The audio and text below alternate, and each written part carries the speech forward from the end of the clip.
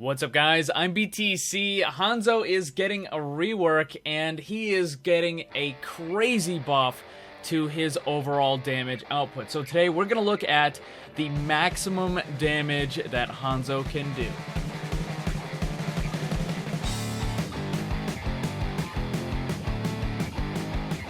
What I'm going to do today is I'm going to show you a bunch of examples of different combinations that you might see in a regular game. And then, of course, we're just going to go all the way, and I'm going to show you the absolute max damage that Hanzo can do. So I'm going to take the different supports. We'll have Mercy, we'll have Zenyatta, Ana, that sort of stuff, and we're going to see those different combinations. Now, the general idea for this change, because a lot of times, every time you see a rework or a substantial buff or nerf or whatever, people tend to overreact quite a bit. They're going to start yelling, this is way overpowered. Then you can have other people who are like, this is absolute garbage, the character is ruined. Usually, neither of those is true in the overwhelming majority of the situations.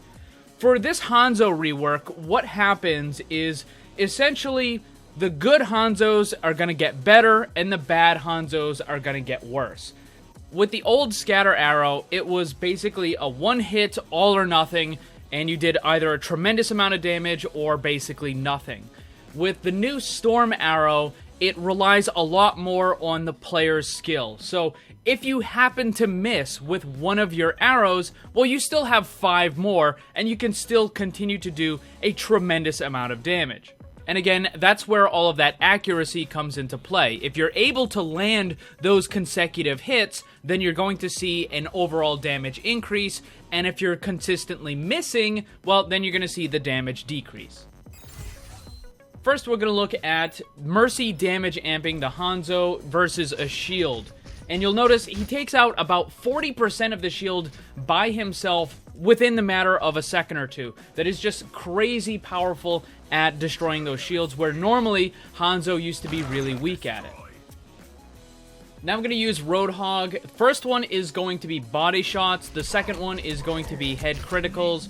And you can see just how unbelievably fast, even with just the Mercy damage amp, he's able to take out the Roadhog. Now let's look at Mercy damage amp and the Zenyatta Discord, a very likely combination. Again, body shots first, then criticals.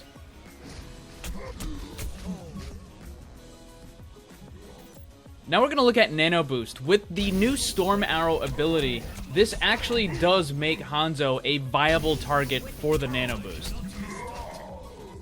And now damage amp plus Nano Boost, and this is just an absolutely ridiculous amount of damage.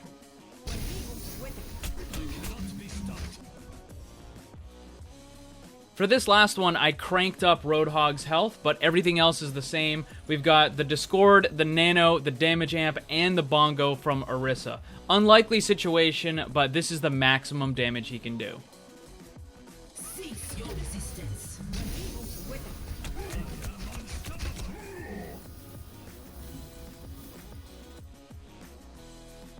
Cease your resistance. I cannot be stopped.